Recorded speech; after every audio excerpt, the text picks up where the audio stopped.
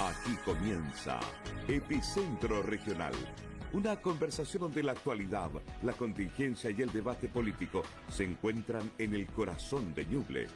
Conduce Karen Pacheco.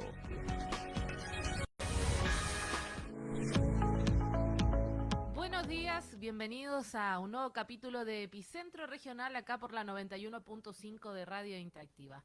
Martes 29 de abril vamos a compartir contigo un excelente programa, un espacio de conversación, de diálogo y debate.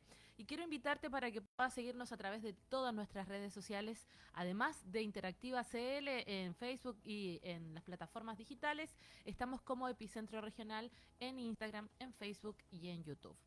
En esta jornada de día martes vamos a comenzar con nuestro invitado del día de hoy. Nos acompaña en esta oportunidad el delegado presidencial para la región de Ñuble, Rodrigo García Hurtado. ¿Cómo está? Buenos días. Muy bien, muy buenos días. Un saludo a toda la auditora y auditores de Radio Interactiva. Bien, fin de semana igual que estuvo marcado por un nuevo aniversario de Carabineros, ¿cierto? Aprovechamos de saludar a la institución. Nosotros ayer no pudimos salir al aire, así que hoy día estamos comenzando la semana y aprovechamos de saludar también a todos los funcionarios de la institución de Carabineros de Chile. Bueno, delegado, para comenzar un poco este programa consta de poder hablar de política, de contingencia, de lo que está pasando en el país y sobre todo en la región. Queremos conocer su diagnóstico sobre la actual situación económica, política en la región de Ñuble. Bueno, primero yo quisiera hacer un reconocimiento a Carabineros. Estamos en el 98 aniversario. Yo creo que este año ha sido una conmemoración por lo hecho acontecido hace un año atrás, donde mataron a 3 carabineros, y creo que eso fue un hito para todos nosotros. Que hayan matado a 3 carabineros en el día de su aniversario nos golpeó a todos. Creo que cada vez se valora más y se reconoce más lo que hace Carabineros como institución. Bien. En la región de Ñuble ha hecho una gran labor, ha disminuido considerablemente el número de delitos, y creo que eso es parte de fruto de lo que ha hecho Carabineros en estos últimos años. Bien. Respecto a la situación de la región de Ñuble, creo que hay grandes desafíos. Lo primero es reconocerte que en los últimos años Ñuble ha estado creciendo sobre el promedio nacional, pero económicamente, pero eso no significa que hay desafíos, especialmente en la generación de empleo. Tenemos una cifra alta de desempleo que ha ido bajando, pero por la temporalidad, y creo que eso es el principal desafío. Por otra parte, algo que está ocurriendo a nivel nacional, pero que en Ñuble se acentúa, es el envejecimiento de la población. Los últimos datos del censo, que todavía son preliminares, ha mostrado un cambio ya no es una pirámide, donde cada vez hay más adultos mayores y menos jóvenes. Y eso implica mirar el desarrollo regional de manera distinta. Hace 2 semanas tuvimos la inauguración de un centro comunitario de cuidado, que está justamente para facilitar, por un lado, mejorar la calidad de vida de las personas, de las cuidadoras, y también de los adultos mayores y niños. Y eso yo creo que es un desafío que se va mantener en el tiempo. Sí. Vamos a pedir ahí una vuelta. Se va a mantener en el tiempo, y creo que hay que tomar más medidas, y se van a ir implementando otros centros comunitarios de cuidado, pero que es un desafío para toda la región. Bien. Eso, bueno, es como un diagnóstico general de lo que ocurre en la región. Bueno, hay crecimiento económico, como usted lo dijo, falta generación de empleo, hay envejecimiento de la población. Y existe también hoy el interés por conocer cómo han surgido nuevos ministerios, ¿cierto? O el nuevo Ministerio de Seguridad, para ser más específico. De conocer, o cómo describiría usted el rol que cumple el delegado presidencial regional en la conducción ya sea de política regional o también en la convivencia que pueda existir entre la delegación y el gobierno regional? Bueno, la creación del Ministerio de Seguridad trajo consigo dos efectos importantes. Uno, la formación de un ministerio que se va a especializar y se profesionaliza en el ámbito de la seguridad pública, que sabemos que es un desafío muy grande para todo Chile, también para Ñuble. Y por otro lado, se fortalece el rol de conducción política del Ministerio del Interior. Hubieron algunas unidades que estaban en el Ministerio de la Secretaría General de Presidencia, que se pasaron al Ministerio del Interior, que es básicamente todo el seguimiento de los compromisos presidenciales y de los programas de gobierno. Anteriormente eso estaba en el Ministerio de la Secretaría General de la Presidencia, ahora está en el Ministerio del Interior, y eso implica que tenemos como delegado un rol más importante que cumplir en articular mejor los distintos ministerios para poder cumplir y concretar los compromisos presidenciales. Y eso implica un trabajo más cercano con los distintos ministerios y también, por supuesto, con el gobierno regional. El gobierno del presidente Boric ha dado pasos importantes de descentralización. Yo creo que lo último más claro fue el royalty minero, donde se le traspasaron una cantidad importante de recursos al gobierno regional, pero también a los municipios. Bien, en lo práctico, porque nos interesa que eso que quede claro en este caso delegado, ¿cómo se fortalece su rol en la conducción política, en este trabajo que se hace articulado? Mire, yo creo que en lo práctico, bueno, uno es la coordinación, pero ejemplos concretos, yo creo que el embalse Zapallar. El embalse Zapallar es una gran obra, beneficia o va a regar a más de 10.000 hectáreas de las comunas del Carmen y San Ignacio, pero no es solo regar, ahí tiene que también estar el Ministerio de Agricultura, el INDAP, la Comisión Nacional de Riego, y por lo tanto esa articulación la tenemos que hacer los delegados. ¿Cómo coordinamos mejor?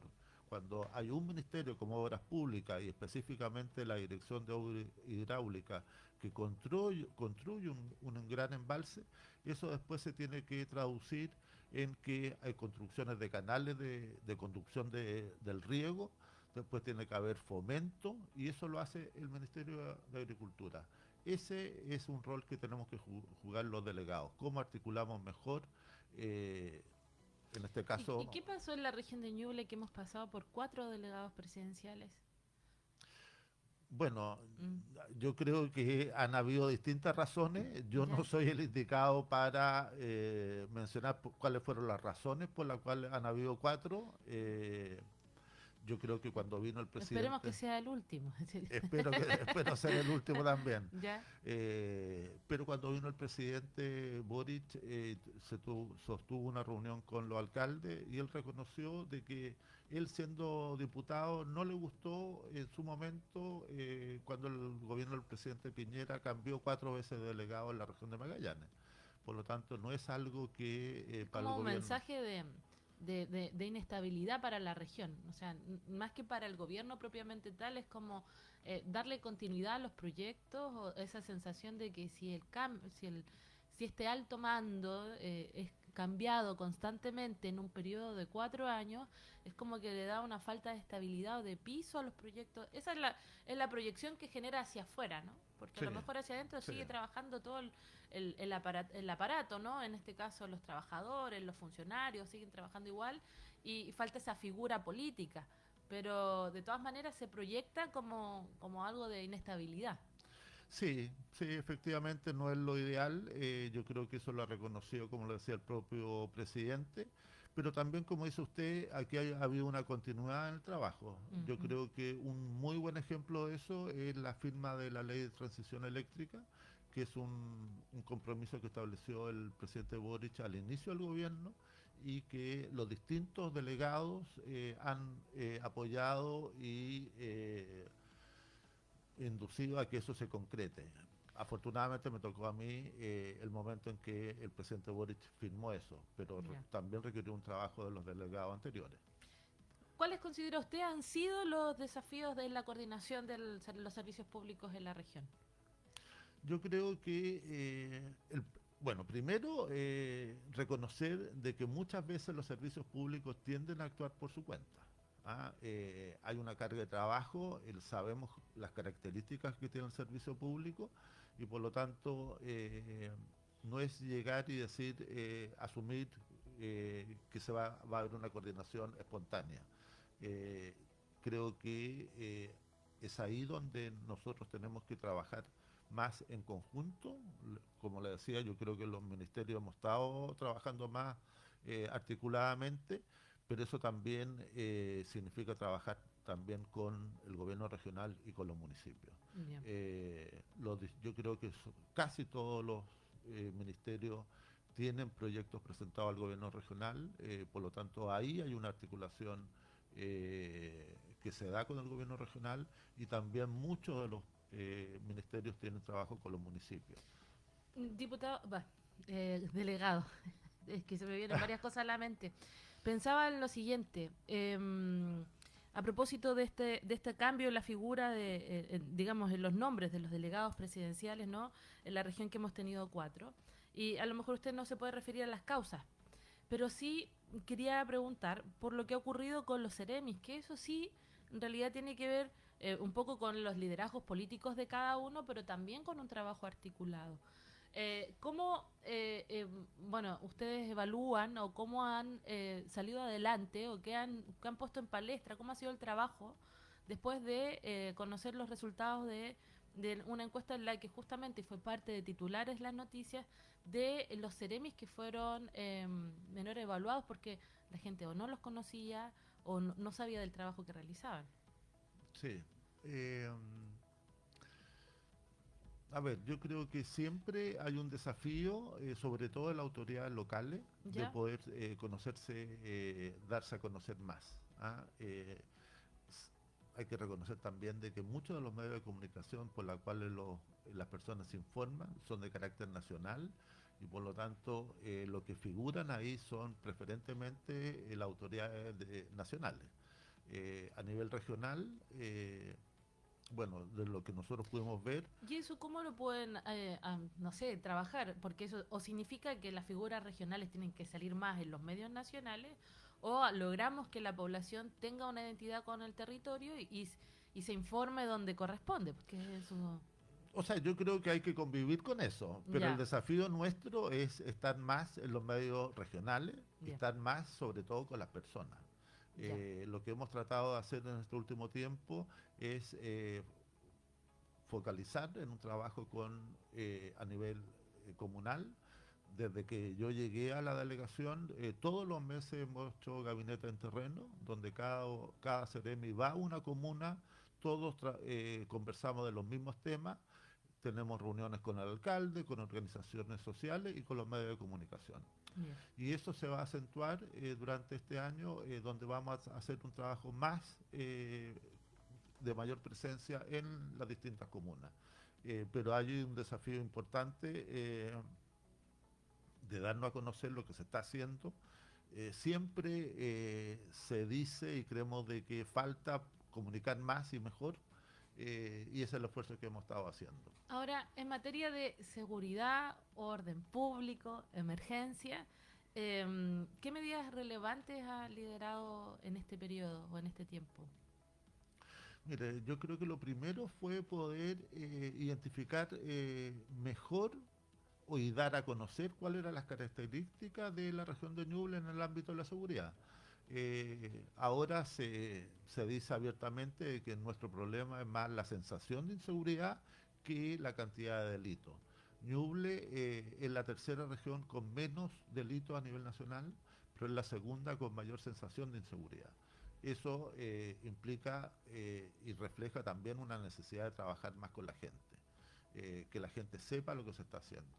Y en concreto, nosotros desde el año pasado implementamos un plan de reforzamiento en algunas comunas se partió con Chillán, Chillán Viejo y San Carlos, que son las comunas con mayor cantidad de delitos. En estas 3 comunas se hicieron operativos integrales donde participaba Carabineros, la PDI, Impuestos Internos, Transporte, y cada 15 días se hacía un operativo, donde se informaba a las juntas de vecinos en qué sectores se iban a trabajar. Y eso se mantuvo por 3 meses, se evaluaron los resultados, fueron bastante buenos, y eso se va ahora a implementar en otras comunas. Pero también mencionar de que durante este gobierno se ha trabajado con todos los municipios. A todos los municipios se les ha entregado vehículos para realizar rondas mixtas con carabineros. Ya no se concursa a los recursos de la Subsecretaría de Prevención del Delito. Todas las comunas reciben recursos, no necesariamente todos los años, pero van ordenadamente recibiendo. Y eso se ha traducido en que en los últimos meses los delitos han disminuido en cerca de un 10%. ¿Cómo es esa asignación de recursos a los municipios? ¿Cómo sigue ese lineamiento? ¿A través de alguna seremía en particular, directamente desde la delegación? ¿Cómo ocurre? No, eso se hace a través de la Subsecretaría de Desarrollo Regional, donde hay un coordinador regional y donde hay un programa. Bueno, también está el coordinador de prevención del delito y hay un programa de entrega de vehículos. Como no se puede entregar vehículos a todos el mismo año, se va, los que se le entregaron un año, al año siguiente se le entregan a otro y así se va ordenadamente. Pero son vehículos para el municipio con el objetivo de seguridad. Exactamente. Ya, para fomentar la ronda. Sí. Bueno, a ver, hemos tenido todos los años, tenemos incendios forestales. Este año a lo mejor no los vimos tan en la ciudad, sino que en nuestros parques, en algunos sectores obviamente más rurales, pero que viene a evidenciar también una realidad en la región. Y quiero conocer el balance de lo que fue este año, el balance intersectorial respecto a las emergencias que se vivieron en la región de Ñuble. Mire, a ver, nosotros este año tuvimos una mayor cantidad de incendios respecto al año pasado. Ya. Y también una mayor superficie de incendios afectada. Pero en promedio, o sea, si comparamos el último quinquenio, sí, este año fue menor. Tanto en número de incendios como en superficie afectada.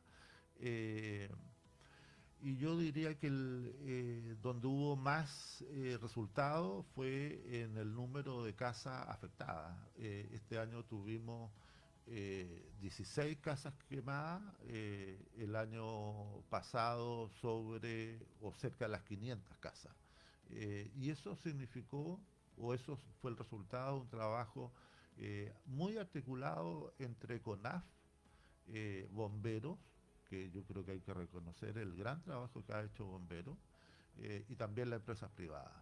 Tanto CMPC como Arauco aportaron recursos y se trabajó coordinadamente en conjunto con CONAF. Ahora, bueno, aprovechando de consultar por a lo mejor por cifras, ¿no? Pero en lo humano, estamos hablando de que por emergencias en la región, el año pasado tuvimos incendios, después tuvimos lluvias y por producto de lo mismo crecimiento del río. Fueron, si mal no recuerdo, más de 600 familias que en total se vieron afectadas sus viviendas, ¿no? ¿Cómo va el proceso justamente de la entrega de viviendas o de estas viviendas de emergencia, mejor dicho, para estas familias que perdieron todo producto de emergencias, ¿no? Mire, yo separaría lo que es la vivienda de emergencia, que esa es una respuesta relativamente rápida, con la vivienda definitiva, que es un proceso más lento.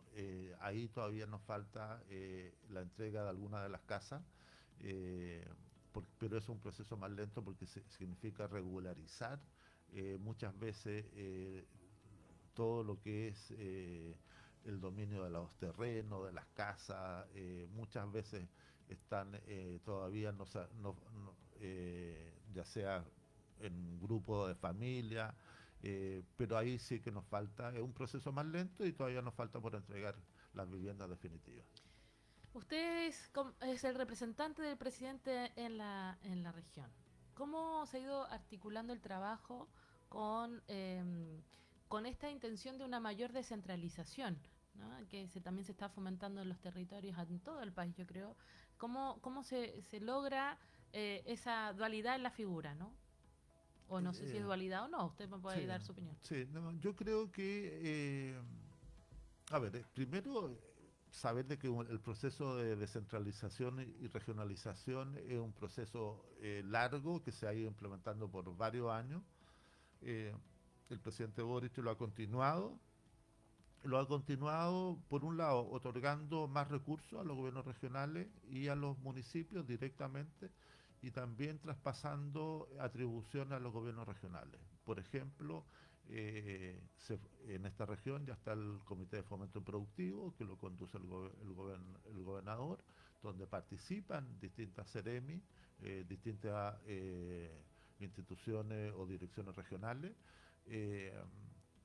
Y lo que nosotros como delegación, yo creo que donde va a haber un cambio sustantivo es a partir de ahora, donde las delegaciones tienen más o se les pide una mayor coordinación política. Eso va a implicar un trabajo más estrecho con los distintos municipios. Yeah. ¿Eso qué es lo que significa? En concreto, bueno, un ejemplo es el embalse Zapallar. Estamos haciendo también trabajos para concretar, espero que se pueda concretar el embalse Nueva Punilla. Y otro es la firma del decreto de la Ley de Transición Eléctrica, que lo que hace es facilitar la inversión.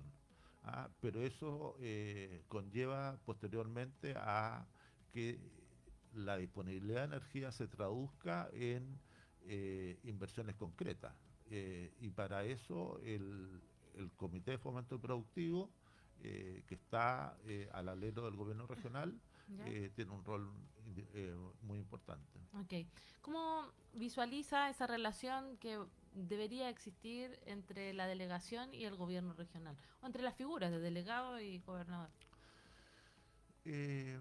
Bueno, yo creo que primero tenemos que convivir. Okay. Creo que ya las delegaciones se van a mantener en el tiempo. Creo que este proceso de regionalización va a continuar. Y creo que en la región de Ñuble nosotros hemos convivido bastante bien con el gobernador Óscar Crisóstomo. Siento que falta una mayor, un trabajo más estrecho entre los ministerios, la delegación, el gobierno regional y los municipios, para tener una mirada común para el desarrollo de la región de Ñuble. ¿Y cómo se lograría eso que acaba de mencionar, la articulación? Yo creo que primero un desafío de todo. Yo creo que aquí en la región de Ñuble... ¿Es solo voluntades nomás? No, parte es voluntad, pero yo creo que aquí hay ciertas cosas que tenemos que empujar todos, no solo el gobierno regional y la delegación o los ministerios, también los parlamentarios y también los alcaldes. Tenemos que identificar cuáles son los ejes estratégicos para la región de Ñuble y en función de eso trabajar todo. Muy bien. Delegado, ya se nos ha cumplido la hora. Para finalizar, ¿qué legado espera dejar para la región de Ñuble? Que se acuerden, el delegado García, cuando él estuvo, pasó esto. Yo entrando, ya había pasado más de la mitad del gobierno, por lo tanto me preocupé de identificar cuáles eran las grandes obras de este gobierno para Ñuble. Y en ese sentido creo que de nuevo, lo de la ley de transición eléctrica es relevante para Ñuble. Se llevaban varios años en que no se había podido avanzar. Habían proyectos de inversión que estaban paralizados porque no disponían de energía eléctrica. Incluso se dudaba de si había energía suficiente para el hospital regional. Ahora ya tenemos la seguridad de que con la subestación Santa Elvira el hospital dispone de la energía que requiere. También El embalse Zapallar es una obra que se está implementando.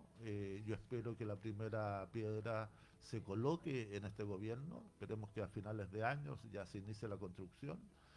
Y ojalá también se pueda asignar el embalse en Nueva Punilla. Okay. Con esas tres grandes obras yo creo que le cambian la cara a la región de Ñuble. Bien, agradecemos mucho su paso por Epicentro Regional, ha sido el delegado presidencial para la región de Ñuble, Rodrigo García Hurtado, que tenga un buen día. Muchas gracias, un saludo a todos. Hacemos un breve alto, ya volvemos.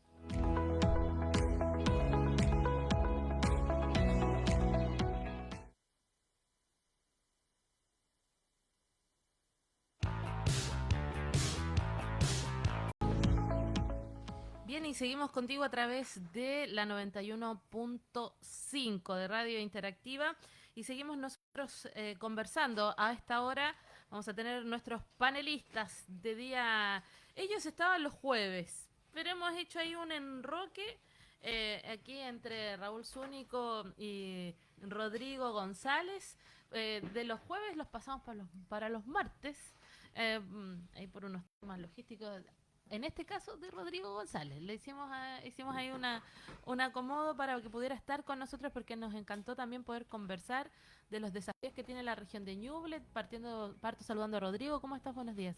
Hola, muchas gracias y bueno, y agradecer la deferencia de poder, el día jueves, el único día que a mí me complicaba. Así que estamos ahí hicimos los enroques necesarios para que pudieras estar con nosotros acá, Rodrigo González, el presidente regional del Partido de Renovación Nacional. Está también Raúl Zúñigo con nosotros. Raúl, ¿cómo estás? Muy bien, muchas gracias por invitarnos. Bueno, la verdad que con una papita política así como caliente, la tengo en las manos y quiero compartirla, la paso para ustedes porque justamente la renuncia de la precandidata presidencial, Paulina Bodanovich, del Partido Socialista, tiene ahí también, quiero saber sus opiniones respecto a esta situación porque es una candidata que estuvo 16 días en ese podio y finalmente decidió enfilarse detrás de Carolina Toá. Así que, Raúl, parto contigo. Yo diría que es una dosis de realidad. Okay. Lo que se requiere es contar con una candidatura que represente al socialismo democrático en esta primaria para expresar nuestras ideas y creo que en ese sentido se ha tomado una decisión correcta, que es integrarnos al comando de Carolina Toá, que representa con mucha claridad las ideas del socialismo democrático. Muy bien. ¿Cómo lo ven ustedes? Exactamente igual. No, ya empezamos, Rodrigo. Exactamente igual. Ya, okay. Pero con un matiz. En realidad ella no prendió nunca la encuesta. Estuvo ahí bordeando entre el 1 y el 1,1. Entonces no tenía nada que hacer, todos sabíamos, llevaba mucho tiempo. También decir que los medios de comunicación también la empujaron un poquito, estaban preguntándole a cada rato cuándo se bajaba. Así que yo creo que era un poco lo que tenía que pasar. Ella tenía que hoy día sumarse a la candidatura. Ella como partido, me refiero. Tenía que sumarse a la candidatura más realista de todas. Ya, pero es un buen análisis dado desde ese punto de vista, pero ¿qué pasó o qué análisis hacen ustedes entonces como mea culpa de la derecha que no logró a lo mejor tener un candidato y que los demás se enfilen detrás de él? Porque es un hecho también que está... Sí, lo que pasa, mira, lo he dicho en varios lugares ya, pero yo la verdad que no considero a estos dos candidatos de extrema derecha, no los considero tampoco realistas. Estamos hablando un poco lo mismo. Ellos saben que no van a ser presidente de Chile. Ellos están haciendo otro negocio. Su negocio es sacar más parlamentarios, su negocio es hacer crecer el partido. Por lo tanto, ellos no están viviendo aquí la primaria, a ellos no les servía, porque se dejaban en pleno proceso eleccionario a sus candidatos sin presidencial y eso les podía perjudicar. Entonces ellos lo que están haciendo es su negocio, sabiendo que no van a ser presidente de Chile, saben que la presidenta de Chile va a ser Luis Matei. Por lo tanto, hoy lo que están haciendo es su juego político para poder sacar más diputados y más senadores. O sea, uno están por la carrera presidencial y otro están por la carrera parlamentaria. Eso es. Ahora, es una elección de ambos componentes. Hay una elección presidencial por un lado, ¿sí? Y por otro lado hay una configuración de un Congreso. El Congreso juega un rol muy importante. sobre todo en Chile, donde producto del sistema electoral ya no hay presidentes que tengan mayoría en el Congreso, sino que siempre trabajan con un Congreso más fragmentado, donde se requiere muchas habilidades para construir acuerdos y sacar adelante los proyectos de ley o las reformas que proponga un presidente de la República. Por eso son dos elecciones, las dos tienen un nivel de importancia muy, muy parecido, porque un presidente sin Congreso es poco lo que puede hacer, un Congreso sin presidente también. Entonces, esta elección juegan esos dos roles. A mí lo que me preocupa en la derecha es que va a tener un parlamento donde va a haber una fuerte presencia de la ultraderecha. Y yo no sé si un eventual gobierno de Matei puede resistirse a las presiones de ese conjunto de parlamentarios que puede tener la ultraderecha en Chile. ¿No hay ningún candidato presidencial que tenga como ese arrastre que pareciera o que proyecta tener la ultraderecha en el Parlamento? No, a ver, la ultraderecha no va a ganar, creo yo, pero va a tener una fuerte presencia en el Parlamento. Okay. Entonces, eso implica que quien gobierne va a tener que tomar una decisión muy importante. La próxima presidenta de la República, que yo creo que va a ser presidenta.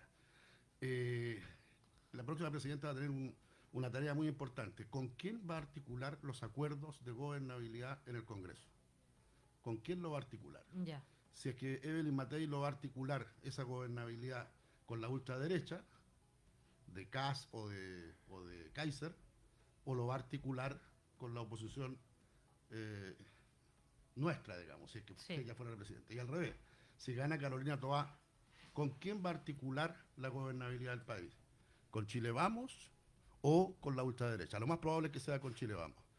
Por eso es que yo creo que es muy importante mantener una amistad cívica entre Chile Vamos y el actual oficialismo, porque el país está viviendo momentos difíciles, la economía mundial está viviendo momentos difíciles y se requiere de construcción de acuerdos de Estado que hagan de Chile un país que pueda resistir la situación internacional que se está viviendo. Ya. Rodrigo. Lo mismo, la semana pasada lo conversábamos acá. Yo creo que hay que pensar siempre en la sensatez política, y la sensatez política está en el centro. Y es por eso que yo creo, bueno, yo estoy convencido que Evelyn Matei va a ser la próxima presidenta, lo dice la encuesta. Pero dijimos, ese acuerdo de centro finalmente igual lo logra Carolina Toá con radicales. O sea, sin duda, insisto, y lo decía muy bien Raúl recién, aquí finalmente a la que le toque gobernar, que también creo que va a ser mujer y también creo que está entre esas dos mujeres, y no creo que esto tenga una gran sorpresa, va a tener que tomar la decisión de con quién gobernar, y eso va a tener que ser el centro, o Chile Vamos, o la antigua, yo lo decía la semana pasada, la antigua concertación con la que Renovación Nacional por años tomó muy buenos acuerdos, lo que hizo que este país avanzara a pasos agigantados.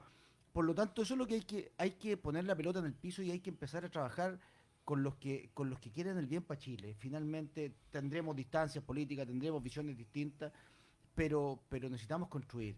Y el próximo gobierno se va a tratar de grandes mayorías, se va a tratar de grandes acuerdos y de dejar un poco al lado a estos extremos que no le hacen bien a Chile. Si ya vivimos este gobierno y estamos viendo cómo funciona esta ultraderecha, si hay que volver a la sensatez política. En la realidad regional, estas decisiones que, por ejemplo, tomó Paulina Bodanovich, y hay otra decisión que también quiero que conversemos y le demos a conocer a la ciudadanía, porque finalmente cuando se informan por las noticias se quedan con los titulares, ¿no? Y darle también un poco de contexto y de bajada regional es lo que nos interesa en este espacio de conversación, que es lo que ocurre con Janet Jara, que dice que estaría dispuesta a renunciar al Partido Comunista para poder, digamos, acarrear o poder atraer más votos.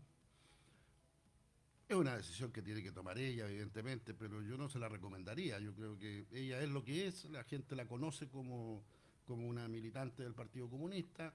No creo que de aquí a 6 meses vaya a generar la imagen de independiente. Yo creo que, pero es una decisión que tienen que tomar ellos. Yo creo que no cambia en nada el curso de la elección.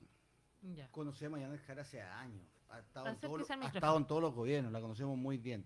Por lo tanto, que hoy renuncie al Partido Comunista, la verdad que no va a pasar nada. Yo creo que Janet está dando su último manotazo de abogada, porque en realidad en algún momento trató hasta de bailar como la expresidenta Bachelet para ver si lograba algo. Y finalmente hoy ve que tampoco prende. Insisto, yo creo que Chile volvió a la sensatez, volvió al centro político, volvió a lo que debió haber sido siempre, a lo que perdimos en algún momento con esto del estallido social y con algunas otras cosas que pasaron. Entonces hoy, bueno, por supuesto yo veo a Evelyn Matei mucho más posicionada, la veo liderando las encuestas después de los chambonazos, porque fueron chambonazos, a eso yo parto diciéndolo, de los chambonazos hace 2 semanas.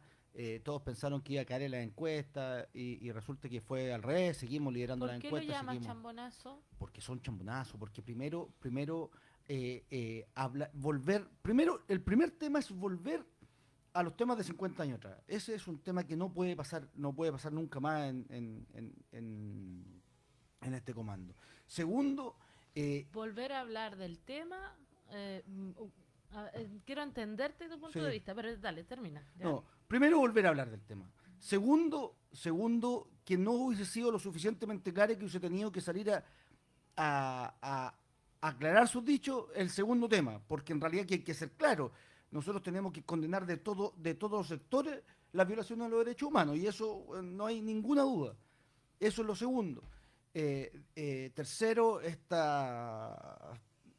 no sé, invitación o no invitación, a Checho Irane, esta primaria media julera así de último tiempo, todo eso fueron chambonazos. Y todo Chile pensó que después de eso Evelyn Matei iba a caer en la encuesta. Y no pasó, muy por el contrario. En la pregunta, en la última cadena, en la pregunta ¿quién cree usted que iba a ser presidente de Chile? El 37% dice Evelyn Matei. Y luego en la ya pregunta con nombres, Evelyn Matei sigue liderando con más de un 20%. Por lo tanto, yo creo que cada vez se consolida más, lleva mucho tiempo, eso es una locura, lleva mucho tiempo en el primer lugar de la encuesta y creemos que va a ser la próxima presidenta de Chile ya, porque esto no tiene vuelta atrás. Hace 4 años atrás, tanto Lavín como Jadue encabezaban las encuestas durante largo tiempo. Ninguno ni siquiera llegó a la papeleta final. Las elecciones en Chile son... Si no me equivoco, igual. Igual, ¿no? Sí. Sí. Lavín encabezaba con todo la encuesta y Jadue por la izquierda y ninguno siquiera llegó a pasar de la primera vuelta. Entonces hay que tener cuidado con las encuestas. Las encuestas reflejan momentos. Sí, sin duda. A veces son encuestas que también los propios comandos hacen para poder mostrar más fuerza. Yo diría que eso está por verse. Lo que sí parece como claro es que la disputa final va a ser entre Evelyn Matei y Carolina Toá. Bien. Yo creo que para allá están enfiladas las cosas, a no ser que le suceda a Matei lo mismo que le sucedió a Stichel, que finalmente Kass lo alcanza o Kaiser lo pasa. Ese es otro escenario. Sí.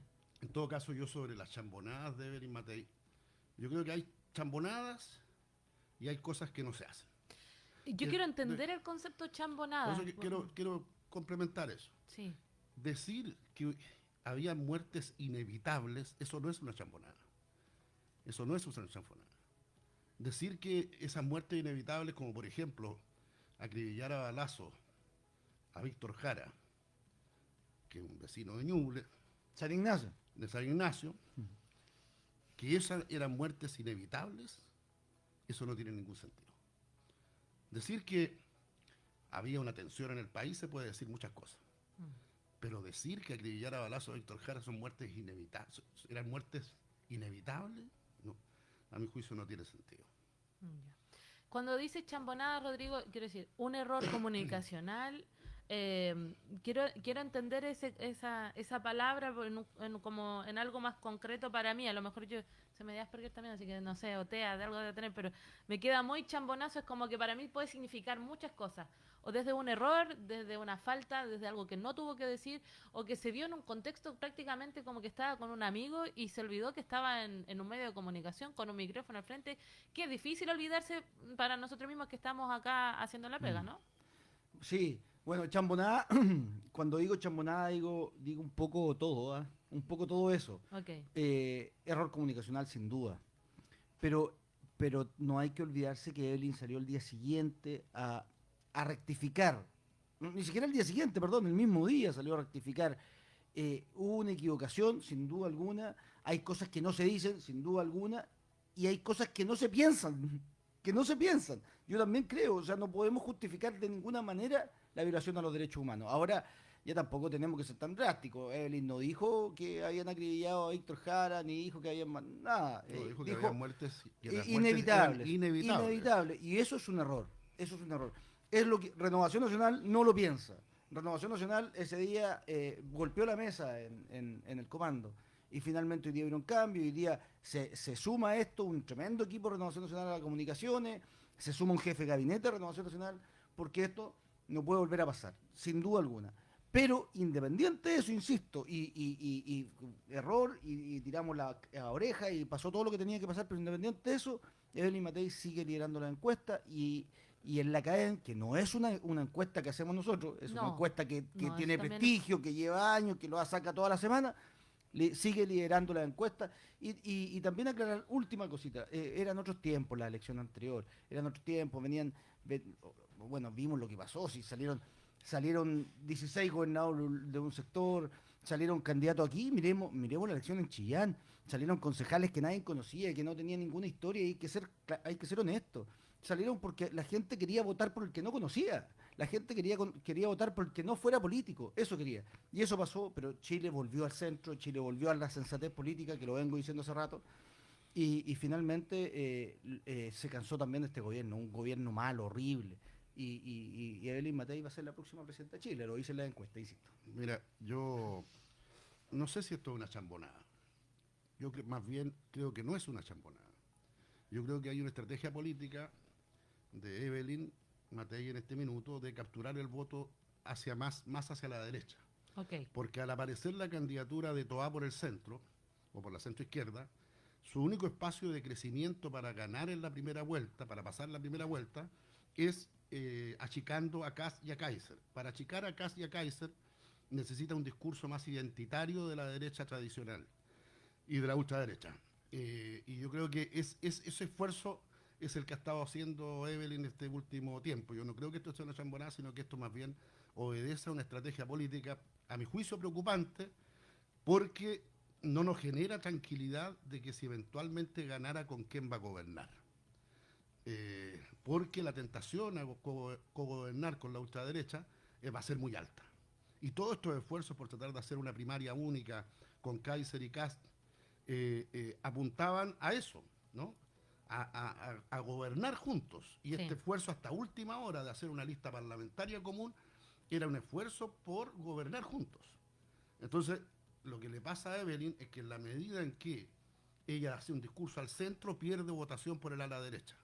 Y en la medida en que hace un discurso más para contener la votación más a la derecha, pierde votación de centro. Me llama la atención el fenómeno que ocurre que finalmente estos dos partidos que son más incipientes, más nuevos, comparados con Renovación Nacional, comparados con la UDI, ¿cierto? Porque Bópoli también es más nuevo, termina siendo como... Hay que tratar de hacer alianza con ellos, hay que tratar como el peso que tiene hoy día libertarios y republicanos. Es como que está moviendo full ahí la ultraderecha en el país. ¿Perdió piso Renovación Nacional? Yo no creo que se perdió piso. Yo creo que este mal gobierno logró que estos movimientos de ultraderecha finalmente tuvieran mucha más presencia. Ahora, el esfuerzo que hicimos, y estamos... Y ojo, y seguimos haciendo, eso yo no tengo ningún temor en decirlo, seguimos haciendo para hacer el llamado a este sector, que vayamos a una primaria, que lo vamos a hacer hasta el último día. ¿Hasta mañana? Hasta mañana. Sí, lo vamos a hacer hasta el último día. Es con un solo objetivo, es que podamos ganar las elecciones la primera vuelta. Pero si ya Evelyn dijo que no iba a haber primaria. Que no hay primarias si no están incluidos ellos. Porque primarias sin sentido no pueden haber. Primarias sin sentido no hay. O sea, vamos a poner a Carter para hacer el loco, vamos a poner a Chaguán para hacer el loco, no. O sea, que puede haber una inscripción de una primaria mañana a las 23:59. Nosotros vamos a hacer el esfuerzo, lo hemos dicho, desde Renovación Nacional, desde el primer día, vamos a hacer el esfuerzo hasta el último día para poder tener primaria. Eso es lo preocupante. Que Chile Vamos siga pensando que con libertarios y Kast se puede gobernar. Porque A ver, alguien me dijo, mira la palabra macaca. Macaca es Matei, Kaiser y Kast. Ese trío, el trío macaca, como le llaman algunos, de Matei, Kast y Kaiser, a mi juicio tienen diferencias profundas. Sin embargo, existe un interés de Chile Vamos de llegar a acuerdo sí o sí con ellos. Los que no han dicho nada respecto de la agresión que ha hecho Trump con el país al aumentarle el 10% los aranceles. Que no dicen nada cuando Milei le dice al Papa que es el enviado de Dios en la tierra, o sea, el enviado del diablo en la tierra, el maligno. Que no son capaces de diferenciarse en temas tan centrales como el respeto a la Iglesia, al Papa, como el tema de los tratados de libre comercio, el libre comercio internacional. Que ni Kast ni Kaiser han dicho nada. Silencio total. Sin embargo, uno esperaría que quienes quieren hacer un gobierno serio en el país se distanciaran de esas locuras que estamos viviendo en la política mundial. Ya. ¿Qué te parece? Que la que va a gobernar va a ser el Matei y en la izquierda, la verdad que las diferencias son tremendas. Si escuchamos el otro día cómo condenaron todos los dichos de Janet Jara cuando habla de las democracias. Entonces, esto funciona así. Finalmente hay dos bloques en Chile y los dos bloques tienen mucha distancia entre el centro y el extremo, o izquierda o derecha. Lo que estamos haciendo es esfuerzo para poder ganar en primera vuelta. Y eso no significa que vamos a entregar, no vamos a transar lo que nosotros creemos que es mejor para Chile. O sea, Chile no ha tenido presidente en primera vuelta en muchísimos años. Hoy día se puede. Hoy se puede, lo dice la encuesta. Los tres primeros de las encuestas son candidatos de derecha. Ahora se metió entre medio. Pero esos votos no se suman. Mira, aquí va a haber hoy es el objetivo. Aquí va a haber segunda Yo también vuelta. lo creo. Sí o sí. Yo también lo creo. Sí o sí. Partamos Ahora, de esa base. Yo claro, creo que la segunda vuelta ¿Y qué pasa si la segunda vuelta entre Matei y Kast? Ojo, si hoy día siguen siendo los dos primeros. Pase lo que pase. En la encuesta dicen eso. Mira, va a haber una segunda vuelta entre un candidato, entre Carolina Toá y uno de los candidatos del trío que hablábamos de Macaca. Va a haber uno de ellos, va a pasar. La vez pasada se pensaba que iba a ser primero Lavín, después Stichel, y termina pasando Kast. Aquí yo no me extrañaría para nada que Evelyn Matei se quedara en el camino y que pasara Kast. Es perfectamente posible y hay que esperar, hay que trabajar. Vienen tiempos importantes de campaña. Nosotros nos vamos a dedicar a la primaria y vamos a exponer nuestra idea a la ciudadanía. Y yo estoy seguro que vamos a construir una fuerza muy importante para la próxima elección. Acuerdos parlamentarios de la centroizquierda, con eso quiero cerrar, y de la centroderecha. Se está trabajando, hay básicamente dos tesis, una de una lista única, que se está haciendo un esfuerzo importante para tener lista única, y hay otra que pudiese implicar la existencia de dos. Pero por ahora el esfuerzo principal en el cual se está haciendo todos los trabajos se están modelando sobre la base de una lista única que incluso pudiese incluir a la democracia cristiana. Y atentos, porque yo creo que la democracia cristiana en los próximos días también podría tomar decisiones presidenciales. Ya. Ustedes van... Nosotros tenemos claridad de hace mucho rato en que ya no hay acuerdo con los cacá. En el tema parlamentario, en el tema parlamentario es así. Nosotros ya tenemos, de hecho, hoy tenemos nuestro Consejo Nacional donde vamos a probar las listas y esto eso ya está determinado. Ya. No hay nada que hacer. Y nosotros acá en Ñuble ya tenemos también bien configurada nuestras listas parlamentarias, así que estamos avanzando a paso agigantado, porque también puedo decir en Ñuble que vamos a seguir siendo mayoría, vamos a seguir teniendo la hegemonía parlamentaria. Raúl Zúñigo Galdames, él es actual... Raúl Fernando Zúñigo Galdames. Actual jefe de Planificación y Desarrollo del Gobierno Regional de Ñuble, y Rodrigo González, presidente regional de Renovación Nacional, han estado con nosotros en este capítulo de Epicentro Regional. Nos reencontramos mañana, que estén muy bien. Chau, chau. Chau, chau. Muchas gracias.